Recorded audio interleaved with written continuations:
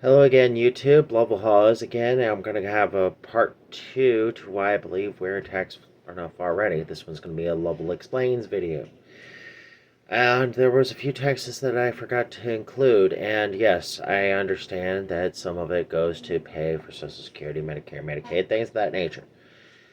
However, remember my little Laffer curve. The one that is not a is actually a known mathematical quantity. It's just a matter of where the top of the curve is. But between the payroll tax, which goes to pay for Medicare, Medicaid, Social Security, and your income tax at 25%, you're already paying 40% of what the company is spending on you in taxes before you even see the first penny of your check. And here in Virginia, the top income tax is roughly 8%. So 48% of all the money your company spends on you is going to taxes and government withholdings before you see a dime. Now, think about that for a second. They could either pay you that 48% more if that wasn't a problem, or they could hire somebody else. So if you're overworked and underpaid, they could probably come up with some number in the middle, say 24%, and have it so that way like 2 or 3 other people get that 24% more, and still hire somebody else with a similar pay bracket. And it's like, at that point, my goodness. So, after you account for the other taxes, where I was honestly spending about, oh, if I was still going back and forth to work under these $4 gallon gas, I'd be spending $60 on the truck and another 40. Wait a minute. $40, about 60, $84 a week. There we go. And that's to do one work week worth of commuting. Keep in mind, that's about 21 gallons of gasoline per week at 30 cents a gallon. So let's do some right quick math here. That's $60.30. $6.30 every week.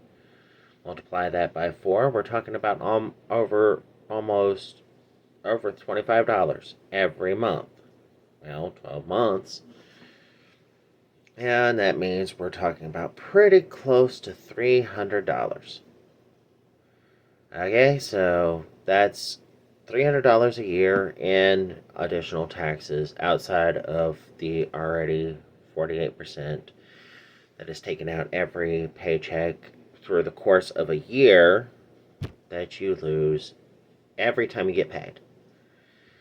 And then that doesn't account for the sales tax that goes with grocery or food or anything else. Well, grocery and food. Geez, I'm really getting messed up here. Groceries and anything else that you need to live. Like, say, anybody who has a place of their own, they need cleaning supplies. So they need mop, bucket, cleaning solution to go in the bucket. They need dish detergent. They need laundry detergent. They need all of these things. They need soap, shampoo. If they don't want to stink when they go to work, they need deodorant. These are things that are non-negotiable. You cannot do without them. And it's also internet, lights. They all have taxes and fees tied all over them, and their government implemented every single one of them. And it's like, by the time you actually get down to living, even if your income was $50,000 a year, you might be looking at less than $15,000 left over when you're done paying all the darn taxes. No wonder I know so many people that are broke. And if we hit the peak point of the Laffer curve, with, say, a national sales tax, something that's nice and flat that nobody can get around because there's no deductions, no tax credits, nothing like that, then everybody prospers more because they have more money in their pocket. And get this works like magic. And I know for some people they're going to have to use their imagination. But the government actually maximizes its revenue because it maximizes prosperity. Because when people have more money to spend, they're going to spend it on more things. It's like for right now, it's like, say, some of you, like myself, I want to upgrade that 98S10 of mine to a relatively new 2500 Silverado because my grandparents are getting old and they still use a wood stove. So I'd love to be able to load that thing up with firewood. Under a national sales tax, I'd have to pay the tax on the truck and I'd have to pay the tax on the firewood. And I'd actually have to go, unless I was willing to go get the National Forest permit, cut it down myself, buck and limit myself, and bust it myself, and let it season. So I'd have to pay all those taxes for those two items. And even then, the National Forest permit is somewhat of a tax. It goes straight to game and inland fisheries. Yeah, either that or the Forestry Service, one or the other. I forget which one it goes to, but I am looking for. I want to have to do some research on that one. But even then, I still need to find a way to bust it, which means if I was going to go get it myself with a National Forest permit, I'd have to supplement it with a chainsaw. And I'd have to put gas in the chainsaw, which has special gas that has a little bit of oil built into it. I'd have to get bar and chain oil to keep the chain lubricated. And at the same time, I would also have to have a way to buck. I could buck and limit with the chainsaw. Bucking is where you make a long log short, so say probably no longer than 2 foot long. And limbing is where you take the limbs off that are too small for you to use and make the thing awkward to handle in the first place. Well, when it comes to busting, even if I go with the cheapest option possible, I'd need a nice 8-pound maul. Ideally, it'd probably be better if I had a hydraulic wood splitter, and those things are very expensive. Some of them are easily worth $1,000, so I gotta pay a sales tax on those things as well.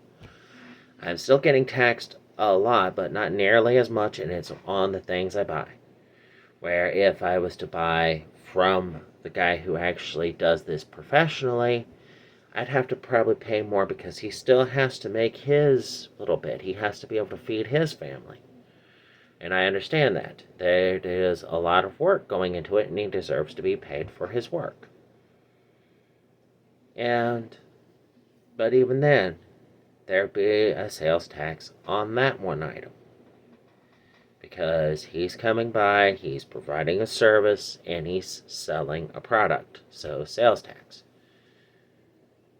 And it's something that I'd really want to do.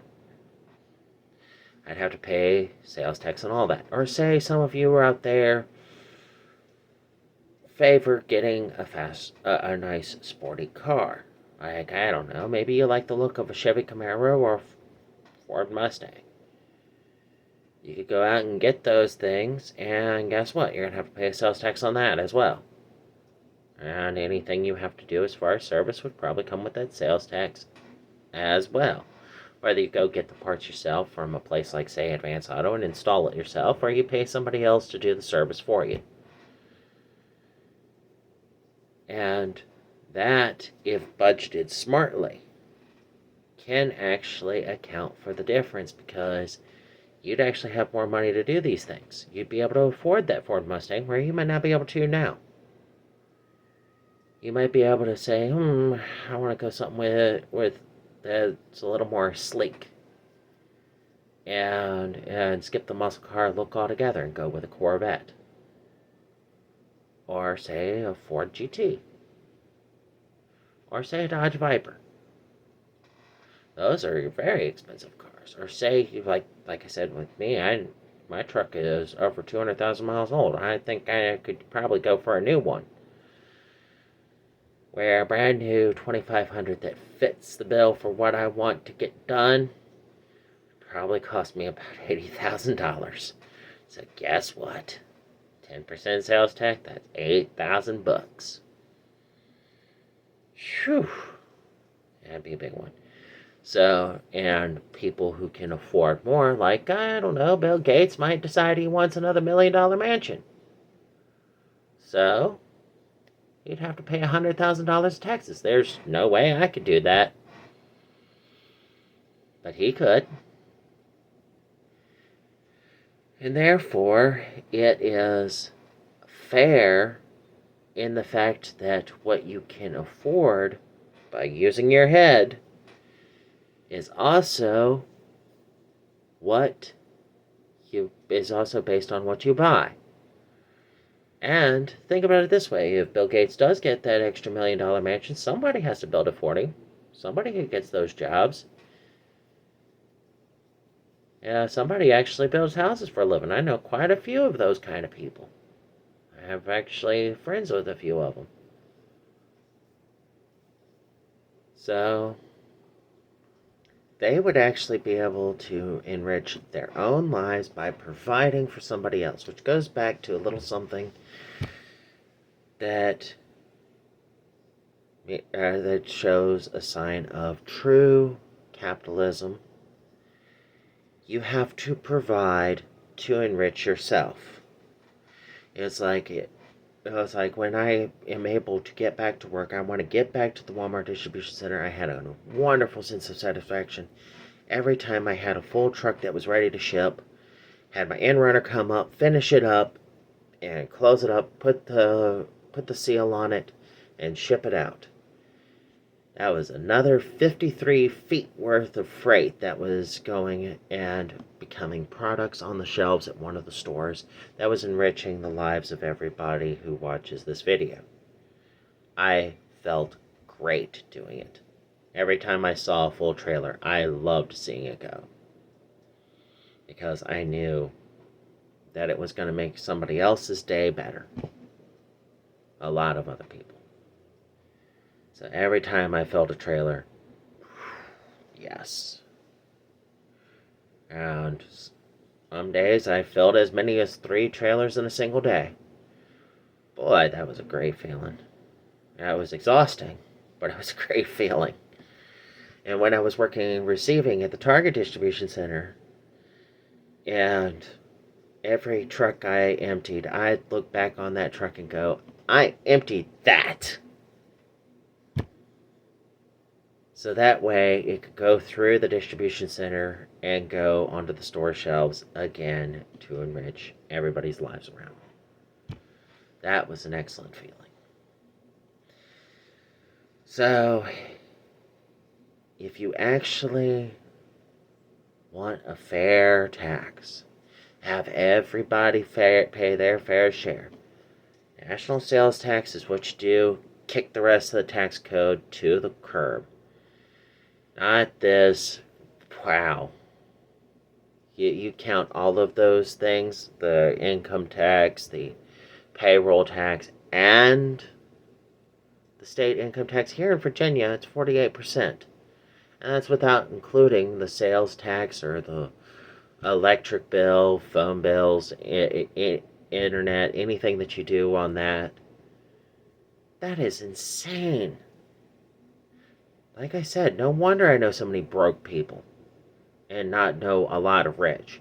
And this disproportionately affects poor people more. First off, it makes it harder to get a job. After all, I just pointed out, for every one person who has a job making $50,000 a year, they almost have to spend about half of that goes away before the guy even sees it. Not counting the 7.5% that the employer pays of the payroll tax. Wow, with that extra little bit, they could actually afford to have 2 people. That makes it so that way Twice as many people have jobs. Wow. And an employer might be able to cover that 2% difference of the other person. So that way, the both of you are getting paid the same. So, doubling the number of jobs that's available? Shoot. That makes it so that way that we, as the employees, have a little bit of negotiating room there. Now, a boss is more likely to go, if you go and ask for a raise. The boss is more likely to go, if you want a day off, because he's got more people to cover for you. Managers like to have good, happy people working for them. Because good, happy, healthy people working for them. Because they're less likely to have accidents, they're more likely to do the best job that they can, and especially if they have enough of them, they can actually cover for each other and be a team.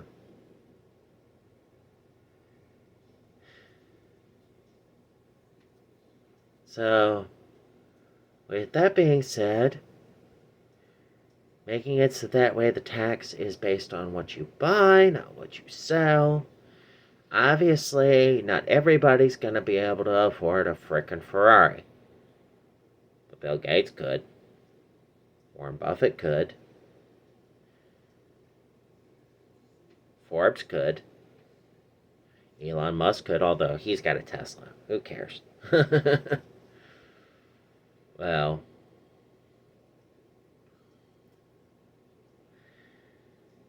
yeah, it's like, who cares? It's at that point for the people who will pay through the nose for the taxes. Like that $300,000 Ferrari.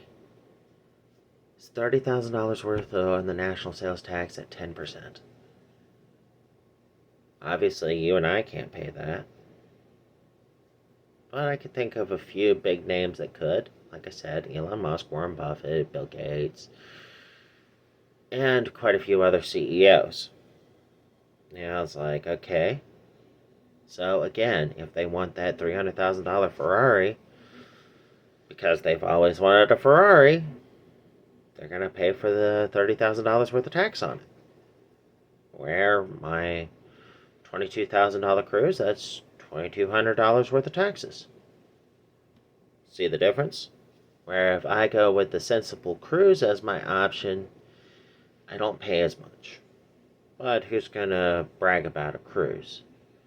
They will brag about having a Ferrari. And if you continue to work on your vehicles like I do with my truck, every part I put into my truck, I would have to pay that 10% tax. It's like the alternator, for example. Which, honestly, I'm surprised it hasn't gone out a second time. I've had the truck since 2007. The first thing it did was kick an alternator. I'm surprised it hasn't gone out again. I must have put a good one there. But 10% based on what you buy versus almost half of it before you even see it. You tell me. Which one would be preferable? And which one would you be more likely to do something like, say, go... Some of you, like me, go to Virginia Beach. Or I want to go to Patriots Point, South Carolina and see the Yorktown. Or I wouldn't mind going up to Boston and seeing the old sailing ship of the Constitution. Or go down to Texas and see Battleship Texas. Although I hope I wouldn't crack my noggin on that one like I did North Carolina. Phew, that one hurt.